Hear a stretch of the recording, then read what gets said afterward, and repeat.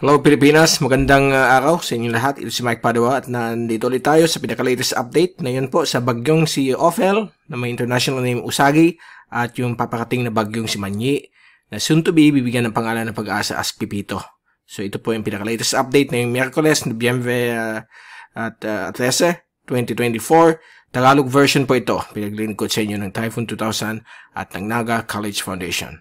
At bago tayo magsimula, gusto kong pasalamatan ang ating partners, ang Aboitiz Power, Bank of the Philippine Islands Sustainable with You. Yung interested, click lang po ang link dito.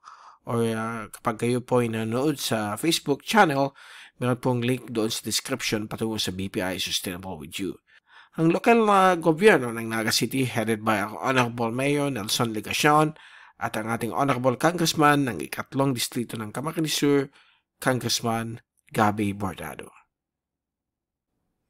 At ngayon, umpisa na natin ang ating update.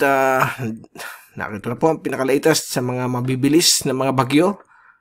Ano na po tayo, pangatlo na po ito. Ang bagyong si Usagi, ayan po. Ito yung graph shot natin, ginawa kahapon. At na yung araw na ito, isa na po siyang typhoon. Nandito po siya bahagi na ito ng ating graph shot. Papakita natin sa inyo ang tracking at ang satellite animations. At itong bagyong si Marce ay nalusaw na po bilang isang LPA at pinush po yan ang hanging amihan. Stationary rin dito ang hanging amihan at ngayon ay binabanggaan na niya na itong bagyong si Nika at tinaasa na rin itong malulusaw sa loob ng 24 hanggang 48 oras. So pawala na rin ito at dito na tayong focus of attention dito sa dalawang ito. Itong si Ophel ay mukhang same path ni Marce, mukhang dadaan po sa may hilagang bahagi po ng Cagayan, sa may Gonzaga at Santa Ana, sa darating pong bukas ng hapon or gabi. So, dyan po siya dadaan. At safe naman po ang Kabikulan. Wala pong direktang efekto po yan sa atin. Although may mga pailan-ilan lang po mga thunderstorms sa pwedeng dumaan na yung araw at bukas, hindi naman po ito talagang mag-create ng flooding. Okay, so out of the woods po ang Bicol region. Ito ang talagang binabantayan natin closely dahil may mga computer models ang sabi ang iba pinapadaan sa Bicol, but as of this time majority of them ay similar sa track ni Nika o ni Ophel. So highly uncertain pa po. So mataas pa po ang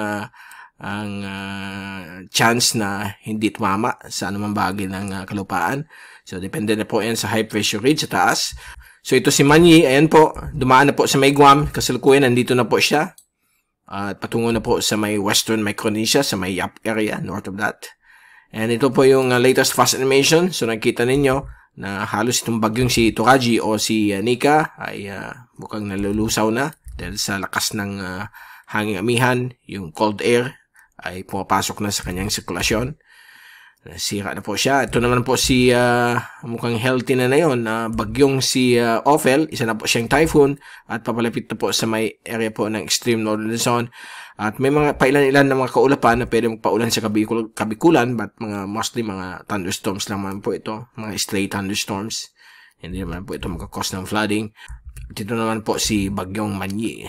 Kadadaan lang po sa may south of Guam. Ito po yung zoom in satellite animation mula sa windy UMETSAT at nakikita po ninyo dito na habang papalapit po dito sa may northeast of Bicol, may mga pailan-ilan po mga stray thunderstorms mula sa kanyang outer bands. Ito po yun ay baka magpaulan po dito sa Kabikulan mamayang hapon, but daan lang po yan, hindi naman po ito mag-create ng flooding. So wag kayo mag-worry, relax lang po dahil hindi po tayo nasa direktang path itong bagyong ito. At ito po yung zoom in infrared satellite animation mula sa easterlywave.com. Nakikita ninyo ang malakas na ulan ay nandito. Ito po yung ulan na more than 100 mm up to 300 mm. Ito mga pula, nasa 50 to 100 mm lamang po. At nakikita niyo may mga ibang clouds na papunta sa Bicol na hindi naman po yan magkukos ng flooding sa atin. Part lang yan ng kanyang outer circulation. At ito yung tracking natin na ginawa kagabi, mga hating gabi. At sa kasulukuyan, nandito na po siya. At tadaan po ito, mga roughly 300 or 400 kilometers northeast of Naga. Okay? Sa mamayang gabi. At tomorrow morning ay lalapit na po siya sa may coastal waters po ng Eastern Isabela at eastern northern Cagayan. At inaasahan po ito, possible landfall bukas po ng hapon dito po sa may Gonzaga or Santa Ana, Cagayan. So, dyan na naman po siya dadaan. So, mag-prepare po kayo mga kababayan natin dyan sa Northern Cagayan, pati na rin dito sa may Batanes. Mukhang dadaan rin dyan. Ang inaasahan na sustained winds ay baka umabot ng almost category 3, 175 kph. Hopefully, sana hindi na po siya lumakas. But again, please take all necessary precautions. Dahil medyo malakas din itong bagyong ito, typhoon din. Pero mas mahina kay Marce. But we still don't know kasi nandito siya. Madadaan pa siya dito. Mukhang mainit pa ang karagatan. Although hindi na masyado gaano kainit compared dito sa may east of Bicol. At sa ating All Asian Agencies track ng bagyo, lahat po nag-agree. Dadaan po siya malapit o over Santa Ana, Cagayan. Nakita ninyo ang track ng Pag-asa, yung pinaka low track niyan. Yung outlier sa lahat. Similar din sa tracking natin. So, yan po. Ito po ay mag-record dahil hilayan daw ng frontal system, but may ibang models mukhang susubsub dahil sa pakating na hanging amihan. At malalaman natin yan after 3 days to 5 days from now. At sa ating strike probabilities kay Bagyong Ophel mula sa European model. So, out of the woods na po ang Bicol, Central Luzon, Metro Manila at Eastern Visayas. Ang pinaka-delikado lang po itong area po ng Northern Cagayan. Mukhang nasa more than 75% ang strike probability. Ang ibang areas po ng Northern Luzon ay nasa 25 to 50% kagaya nitong area na po ng Northern Aurora at Eastern Isabela. So, yan po ang tracking. At dito naman po tayo sa bagyong si Manyi. At nandito na yun ang bagyo dito sa area na ito. At nakita ninyo, meron na naman po tinatawag nating upper level winds or yung vertical wind shear na pinupush yung kanyang convection dito po sa may bahagi nito ng south ng kanyang sirkulasyon. Kaya nung dumaan ito sa may south of Guam, wala po na experience po ang Guam ng malalakas na ulan, mostly light showers at malakas na hangin na dala nitong, although kung maliit lang siya, baka hindi masyado ang hangin. Mga 30 to 50 kph lamang po. Nasa 85 kph na po ang kanyang lakas na may maintain, tropical storm, but nahihirapan siya mag-organize dahil po sa wind shear. Ang forecast mukhang mag-relax daw yan pagdating dito sa may papalapit na po sa Philippine Air Responsibility. Inaasahan po itong papasok ng PAR, Huwebes po ng gabi. At ito bibigyan ng local name as Pipito.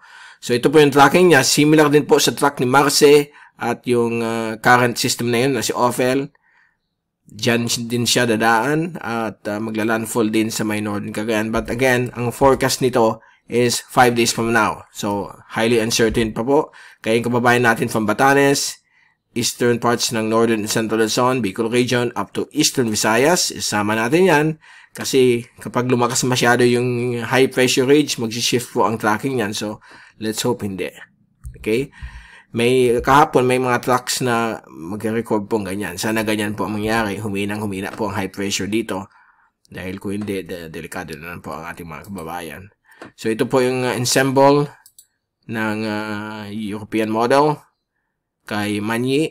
At nakita ninyo na kasama po ang Luzon, Bicol region sa nasa konting probability pa lang. Okay? So, nakita natin dito ay ang Bicol region, lalo na po yung eastern coastal areas ng Albay, Sorsogon, Camarines Provinces at Catanduanes ay nasa 10 to 25%. Ang Northern Catanduanes nasa 25 to 50% strike probability. Gayon din po ang Pulilio Island at ang area po ng Aurora, Isabela at southern part ng Cagayan. So, yan po ang strike probability. So, malayo pa po yan. So, marami pang pwedeng mangyari po sa tracking yan. So, babantayin natin yan. Ito po yung American model para makita nyo kung saan papunta yung bagyo. Dito po, makita ko sa inyo. Ito po yung bagyong si Ophel. Ito naman po yung bagyong si Pipito.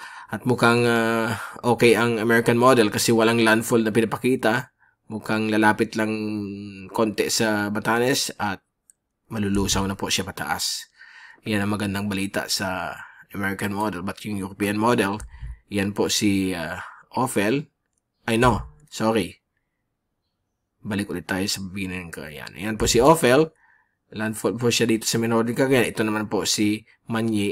Mukhang lalapit 200 kilometers close to Bicol at maglalandfall po sa may Palanan, Isabela. So, yan po ang pagkakaiba ng tracking ng American model. So, most likely, as of now, hindi pa natin malalaman kung saan talaga nandyan pa rin yung uncertainty ng bagyong si Manyi. We'll keep you updated na yung darating pong Huwebes at Biyernes, bukas at Biyernes, para malaman natin kung saan talaga ang tracking niya. Pray tayo na umakyat po itong system na ito. Ito po yung culprit, may high pressure po dito, steering range na lumalakas, kaya ang tracking niya ay patungo pa rin sa may Hilagang Luzon, lalo na po sa may extreme part nito. So ito po yung si bagyong ito po yung bagyong si Manyi, ito yung bagyong si Ophel, ito naman po yung humihinang Nika. So pag humina po ito, ang tendency nitong bagyong si Manyi, o soon to become Pepito, ay mag-record po siya. Palitan natin yung color para makita. Magaganyan po siya, mag-record. So, yan po ay dapat i-pray natin. Kasi pag lumakas masyado, naimilig ko po ang Bicol at Eastern Visayas. So, antabayan natin pinaka-latest. Sa ulan, mga kababayan natin dyan sa, mga minamahal natin kababayan sa Hilagang Luzon, sa may Northern Cagayan, ayan naman po, bukas po, Huwebes, pagkakaroon po kayo ng more than 100 mm na ulan, may mga areas po na pwedeng umabot po ng 200 mm, but mabuti dito, hindi masyadong kataasan. Okay? Usually, pag ganito ang values niyan, in reality, pwedeng umabot ng 300 mm, but since mabilis yung system, baka hindi naman. But again, mag-prepare po kayo sa possible flooding kasi saturated na po mga lupa dyan. At dito naman po sa the rest of Cagayan Valley, ay mukhang nasa 50 to 100 mm din ang inaasahan pang ulan. Hopefully, sana mabilis ang takbo nitong system na ito. At pagdating po ng Friday, ito po ay nakalampas na po sa dulong Hilagang Luzon ang grabing ulan. At ito naman po si bagyong Manyi, soon to become Pepito, sa darating pong mid-Saturday to Sunday noon, November 16 to 17, may mga konting ulan na inaasahan dito po sa may Catanduanes at Partido District ng Camarines Sur. Ang Naga at the rest of Bicol region safe naman po. Walang heavy rainfall na inaasahan. If ganyan po ang track na isusundin niya. But again, babago ang mga computer models. So let's hope and pray na it remains this way o kaya umakyat pa kasi kawawa ang kababayan natin sa Hilagang Luzon. Alam natin na nakailan ng bagyo ba. Hindi na natin mabilang yung mga ilan na tumama dyan. Kasi ang forecast ng European model sa midday ng Sunday, November 17 hanggang Monday, November 18, grabe po yung ulan na ibabagsak nitong bagyong ito. Pwede umawat po ng up to 300 or 400 mm dito po sa Cagayan Valley at northern part ng Ilocos region, itong Ilocos provinces. Kasama din po dyan ang bagyo, 50 to 100 mm, west ng Pangasinan, La Union. So, yan po. At Aurora. So, mag-ingat po kayong lahat dyan.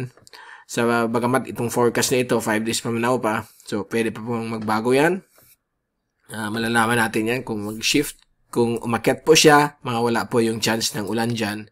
So, wala po tayong problema sa darating weekend. So, let's hope na magbago po ang tracking.